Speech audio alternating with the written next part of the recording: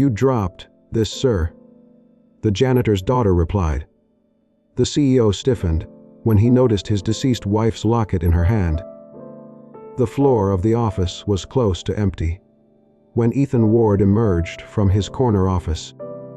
Fluorescent lights seemed to flicker in the distance overhead, humming softly in the quiet. It was after 8. Most of the employees had all long since home, but Ethan had lingered, as he habitually did, scanning reports, juggling emails, attempting to remain distracted. His shiny shoes reverberated down the corridor. In his palm, he carried something tiny, soft, frayed at the edges, a pale silver cloth bracelet. It seemed old, hand-sewn, with dim threading where initials had been stitched. He paused beside the elevator and gazed at it in the harsh light. Natalie had made 2 of them. Hers contained a blue thread woven in, his plain silver. She had referred to them as our lucky bands the evening before she entered labor. Ethan's jaw clenched, tucked the bracelet into the pocket of his coat, and reached to press the elevator button. Moving, the bracelet fell quietly from his pocket onto the floor near the wall. Down the corridor, there was a gentle patter of little feet. A little girl, aged no more than 3 years, came trotting around the corner. She was dressed in a pink cotton frock, and her blonde hair was pulled back into a messy little bun, lit up when she saw something on the ground. She stooped down and picked it up with delicate fingers. "You dropped this." She skipped over to Ethan, with the bracelet aloft in her mittened hand. Ethan blinked, taken aback. "Oh," as he stooped a little to take it from her. The girl smiled and pulled her sleeve up with her other hand. "Look, I have 1, 2. Ethan froze. Wrapped around her small wrist was a bracelet made of the exact same fabric, the same stitching style, the same delicate phrase at the edge. It wasn't just similar. It was identical to Natalie's. His heart stalled. "Where did you get that?" he asked more sharply than he meant to. The little girl didn't flinch. She smiled proudly. "My mommy made it for me." His throat closed. He bent down to her level, his voice not quite steady. "Your mother. What is your mother's name?" The girl responded cheerfully. "She's cleaning over there." She nodded down the hallway. Ethan turned, gradually. Far end of the hallway, by the janitor's closet. A woman was immobile. She was dressed in a simple gray uniform and clutched a mop in one hand. Her blonde hair was tied up high, strands slipping loose around her face. Her posture was rigid, like someone who had just heard a voice from a dream or a nightmare. Ethan's breath caught in his chest.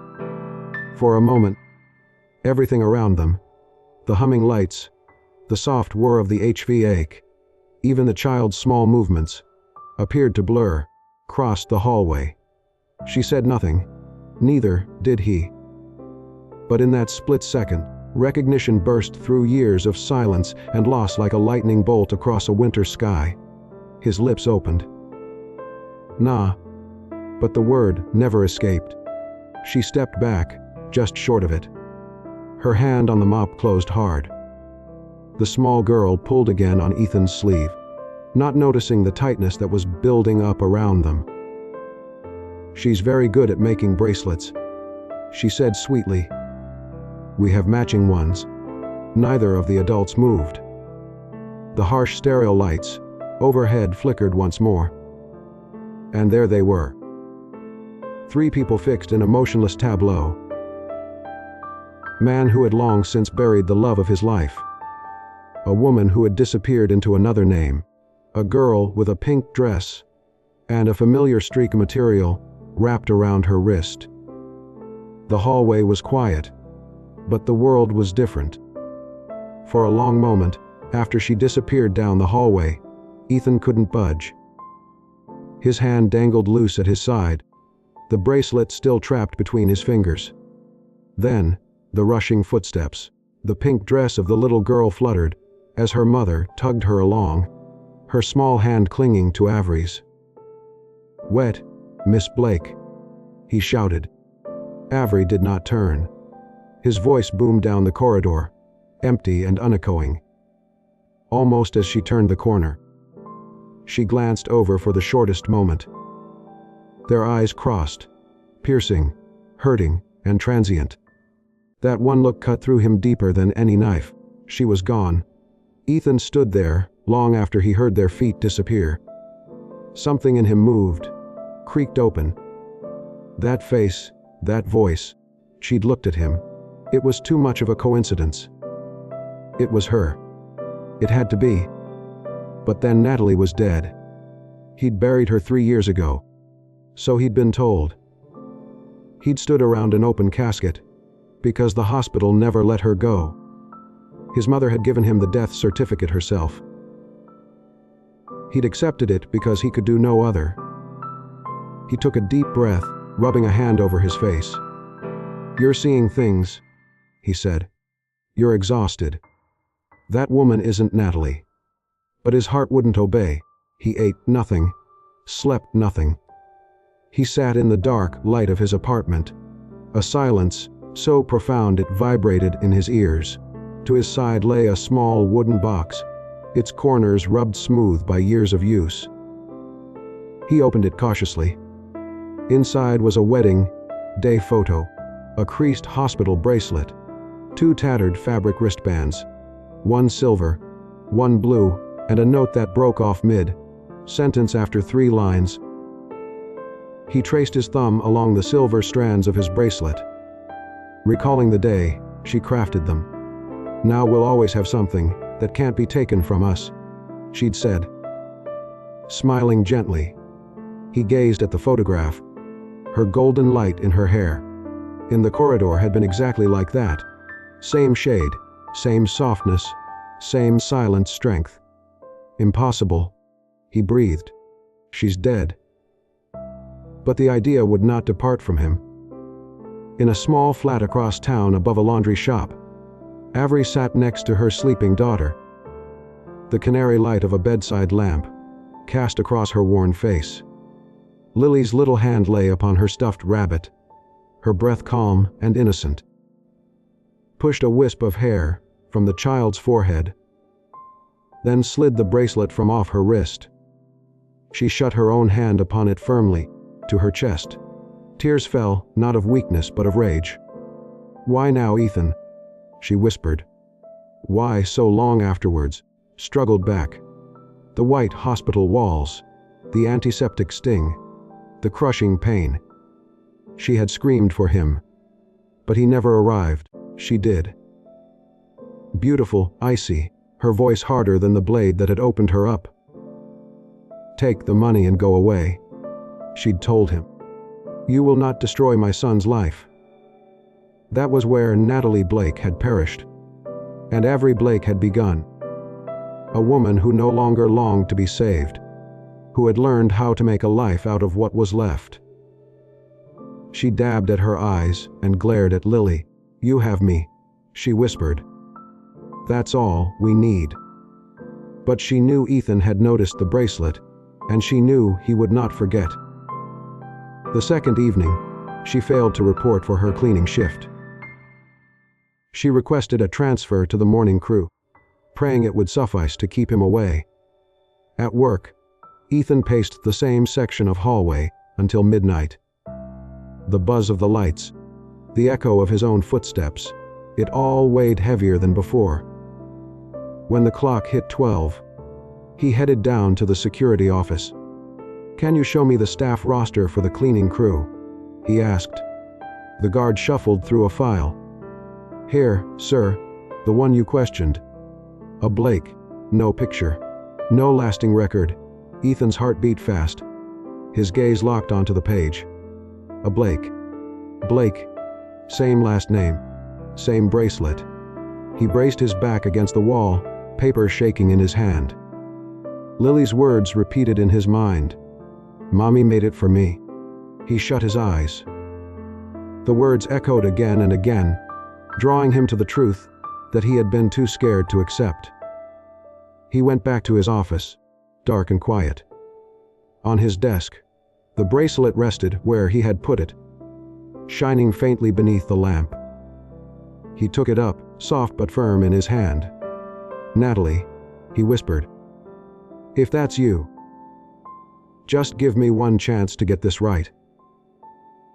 The bracelet fell from his hand, gently landing next to a solitary tear before he could catch it. For the first time in 3 years, Ethan Ward let himself dream of something impossible. Yet suddenly, so within reach he could feel it. Ethan came to the office before the sun rose. He hadn't slept, not even for a moment. The images from the last 2 evenings whirled in his head. The bracelet. He opened his laptop and hammered at the keys. Subject: temporary janitorial personnel, request full personnel file, background check, emergency contact information, and employment history. The reply came quickly. It provided him with nothing. A Blake, contract cleaner with third-party service. Status temporary. No picture, no internal file, medical history, only a linked ID number by a vendor. No trace, no face, just a name. Ethan sat back in his chair, annoyed. "Her found," he grumbled. He needed more. He took out a faded photo from his wallet. His wedding day, Natalie radiant.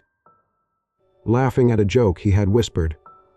He examined the tilt of her head toward the camera, her eyes full of love.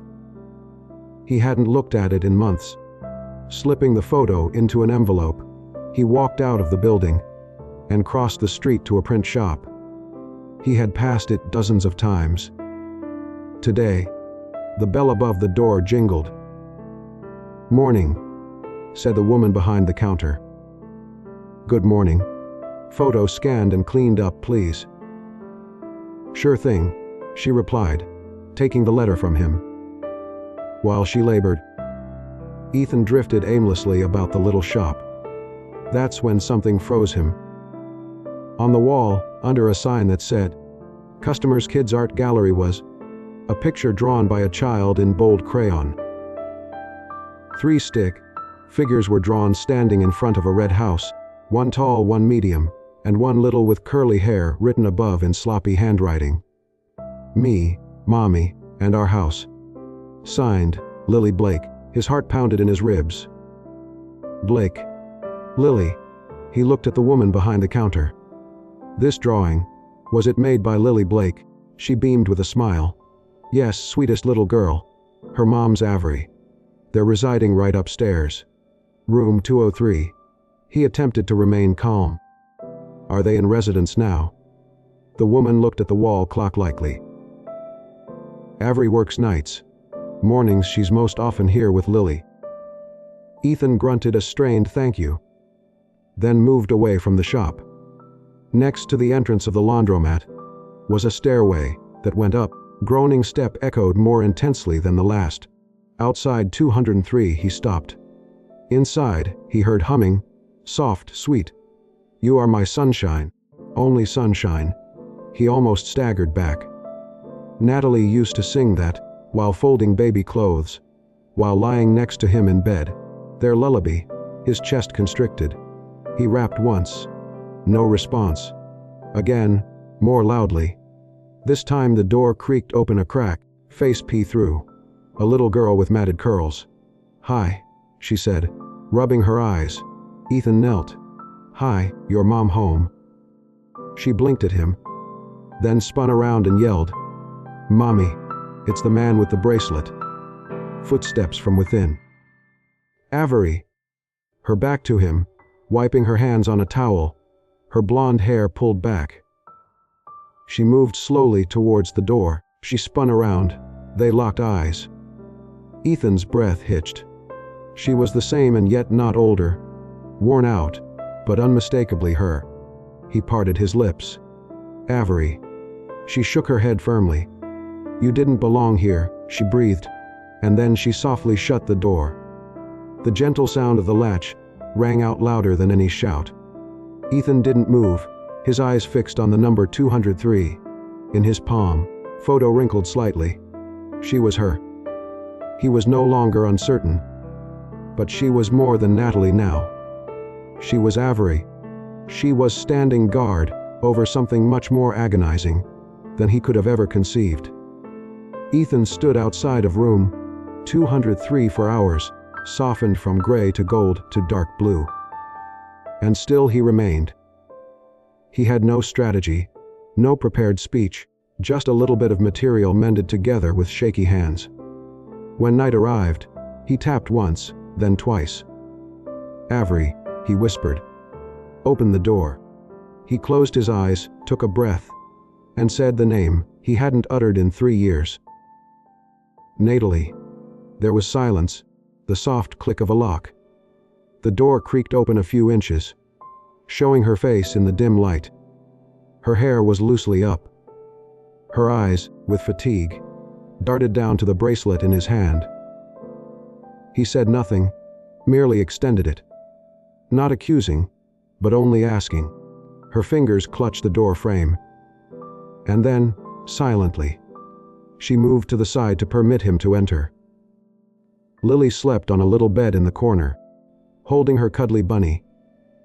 The room was plain but spotless, full of quiet love, obviously looked after. Ethan sat on the single chair next to the window.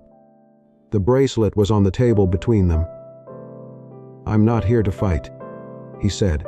I need to know why." Avery folded her arms and gazed at the floor. After a long interval, he whispered again. "Natalie."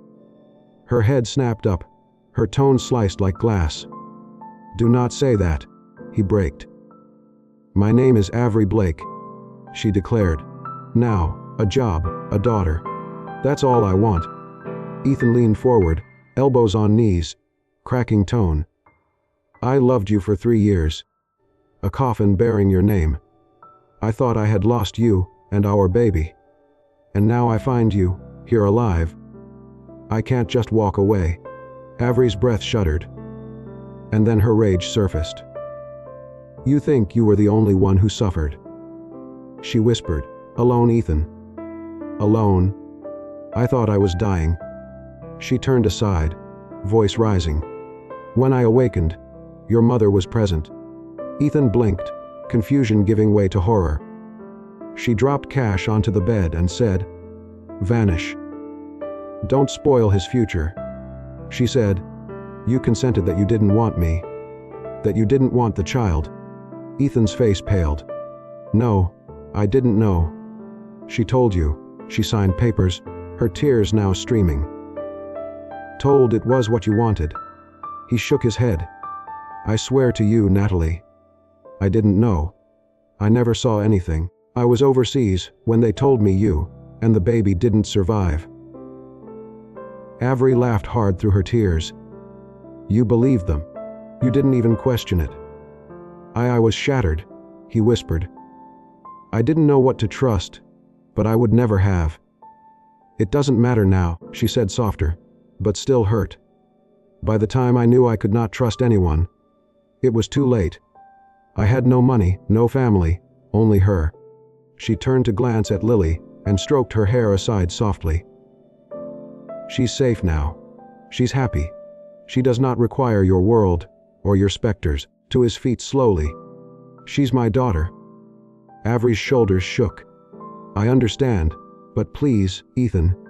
She gazed at him. Her eyes reflected years of pain, love, and fear. "Please don't destroy this life. Don't make her witness me collapse again." He stood paralyzed by the intensity of her plea. Her next sentence was a whisper. "Natalie Ward in order to allow Avery Blake to save our child." The reality struck him like an ocean wave. He took a step forward. She shook her head. "Go," she said. "You know enough now. Do not return." He hesitated.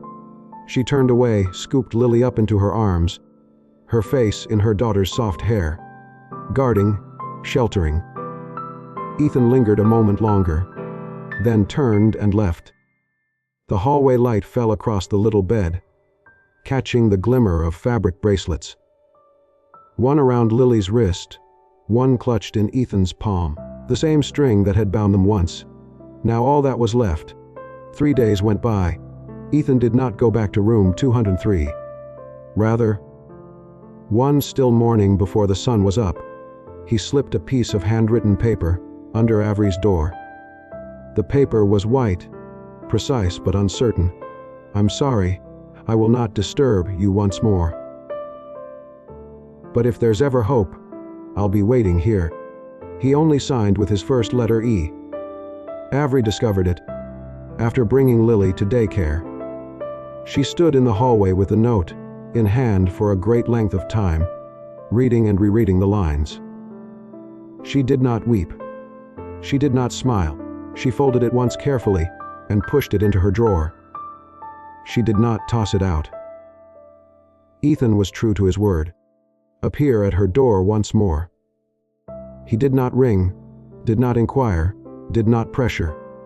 His presence was felt in the little quiet moments that resonated louder than words ever had. On a rainy afternoon, forever, the halls of the office rang out with the drum of thunder. Avery was working on the 3rd floor, doing the evening shift, when her phone rang twice. She noticed the missed call from the daycare center, and panic set in. She ran downstairs only to discover Lily sleeping by the security desk, her cheeks red with fever, rain dripping off her bangs. A young guard had discovered her outside and brought her, in unsure what to do next. Before Avery could move forward, a voice she recognized pierced the tension. "I've got her, Ethan." Shivering from the storm, his tiare narrowed with concern, he scooped Lily up in his arms and took her into his office, where it was warm and still. Avery stood still for a moment before inching back slowly. She stood in the doorway, silent. Ethan laid Lily down softly on the couch, down beside her. He felt her temperature with the back of his hand, then opened a drawer, retrieved a clean towel, warmed it under running water in the kitchenette. He filled a mug with milk and heated it in the microwave. His actions were steady, efficient. When he sat back beside Lily, he spoke softly, pushing her hair off her forehead. Avery stood in the doorway, arms tightly across her chest. Her throat hurt with unspoken feeling. She said nothing. Neither did he. Their gazes crossed only once, and he nodded barely, requesting nothing, only concern. Later that night, after Lily's fever had begun to subside, and she slept on the couch in Ethan's coat, Avery took her home in silence. She wished to thank him, but her voice would not come. Ethan never showed up at her apartment. After that day, she started to detect the subtle changes. An envelope arrived with her next paycheck. Status had been revised to include health insurance coverage. She had not applied for it. No one spoke of it, but she knew. Weeks later, contracted another fever. Avery brought her to the clinic, ready to haggle the price, but the receptionist greeted her with a smile and said, "You're covered completely. It's already done." Avery held the receipt in her hand when they walked out. It had no name on it, just the company logo in the corner. She didn't need to ask. She never spoke of it. Then one late evening, when the premises were vacant, she completed her round of cleaning and found herself outside Ethan's office door. She paused. Her fingers strayed over the glass pane. She pulled out a small sticky note from her pocket and scribbled, "Thank you for letting me choose." She stuck it on the glass, just on top of the handle where he could see it in the morning. The next day, when Ethan returned, he stopped outside the door. His eyes immediately caught sight of the note. He read it once, then again, his hands shaking slightly, as he pulled it off and folded it neatly. He slipped it into the pocket of his wallet, alongside the fixed bracelet. he still wore on a daily basis. It was not a vow. It was not forgiveness, something. And for the moment, that was adequate. The atmosphere within Margaret Ward's mansion was unmoving and cold, the silence of the sort that did not welcome dialogue.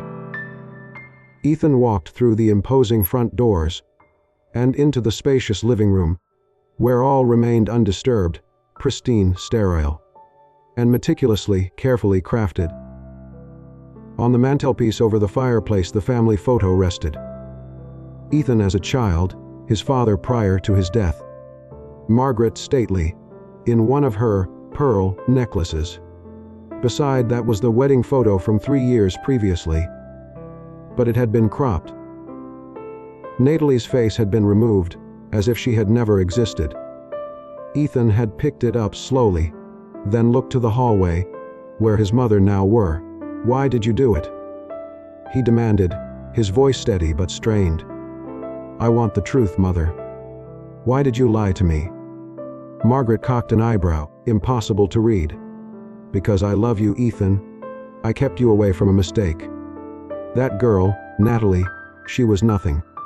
An orphan, no name. I warned you she would bring you down." Ethan's fists balled at his sides. He advanced, taking 2 documents from his coat pocket and placing them on the coffee table. One was Lily's birth certificate.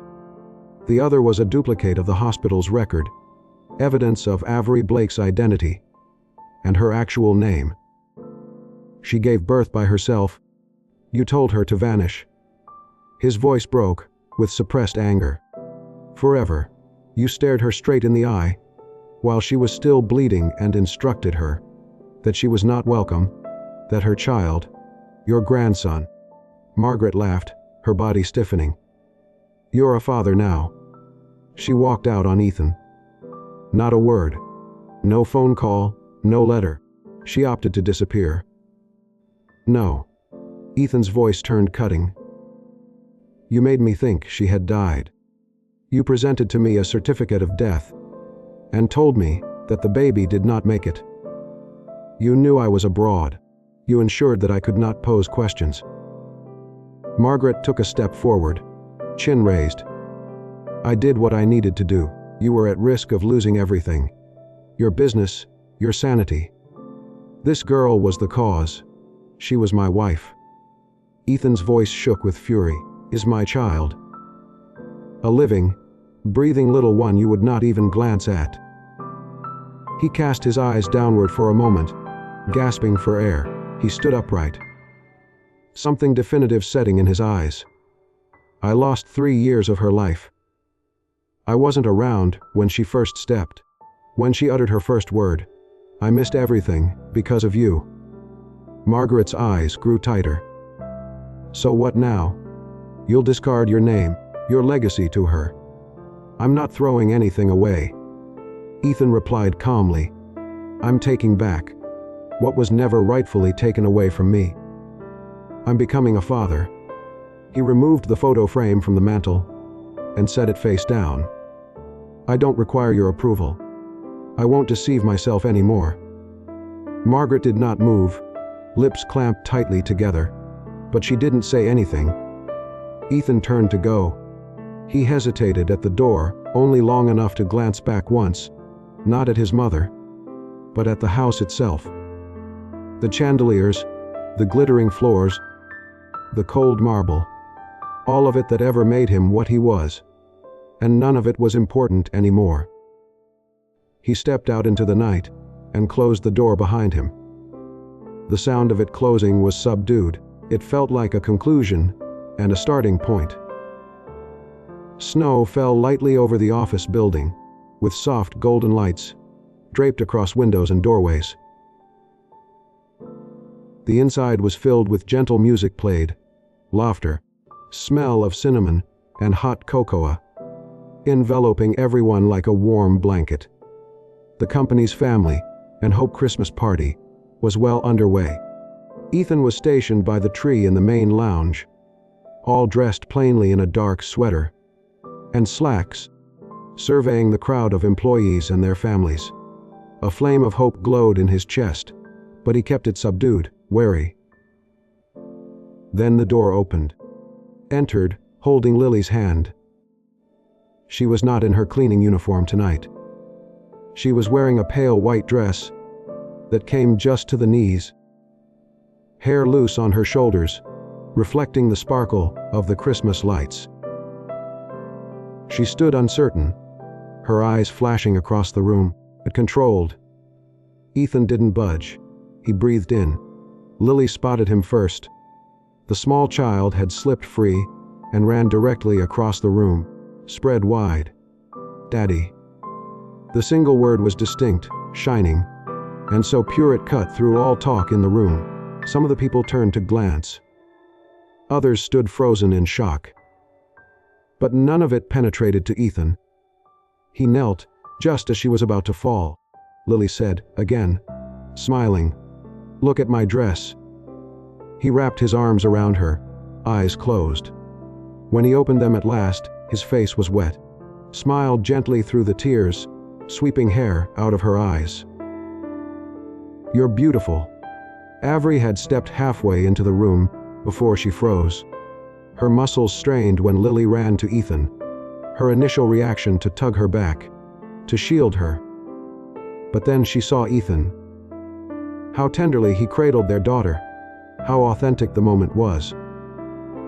And something melted in her. She dropped her hands to her sides.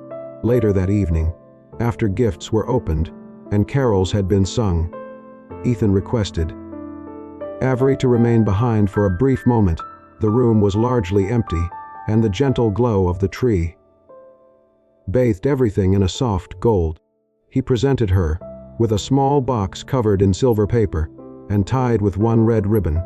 Inside, 2 delicate handmade fabric bracelets that were the same color of soft silver. She gasped. "These are," she began. Ethan nodded. "Made them from what remained of the one that you gave to me." He breathed slowly. "I know you are Avery now. You earned the right to be whoever you had to be in order to survive. But whether you call yourself Avery or Natalie, been the only one for me." Avery glanced at the bracelets, tracing her hand over the texture. The stitches were uneven, done by hand, but that just made them more valuable.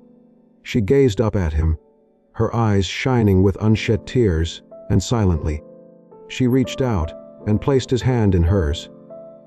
They stood there for a moment, still surrounded by the soft hum of Christmas lights and the distant sound of Lily singing to herself in the other room. There was no big speech, dramatic kiss. 2 individuals, shattered and repaired, finding the courage to cling to one another once more after losing everything. Natalie, for tonight, that is who she wanted to be, squeezed his hand softly. It wasn't a vow, but it was sufficient. The first light morning of the new year greeted quiet sunlight through Ethan's windows. A light frost glazed the trees in the yard, catching the sunlight like crystal. He sat at his desk, pen in hand, reading through documents for the company's yearly reports. Of the last sheet, he stopped. Dependents. It read. With no hesitation, he wrote, "Daughter." He looked at the name for a moment, then signed. A knock came on his door. It was not his assistant. It was her, not Avery Blake, Natalie Ward. She entered calmly, not the reserved uncertainty of someone coming into a place she didn't belong, the quiet confidence of someone claiming what had always been her own. She was dressed in a navy blue jacket over a pale gray dress, locks tied back neatly. On her wrist was the cloth bracelet that Ethan had reworked. "Good morning," she uttered. He hesitated whether to move in closer. "You showed up." "I had an invitation," she answered, then raised a lanyard. Was engraved on the badge in bold letters. Natalie Ward, Guest of Honor, Family Support Program. Ethan's eyes remained fixed on it. She saw him and smiled half-heartedly. "I'm sick of hiding," she said.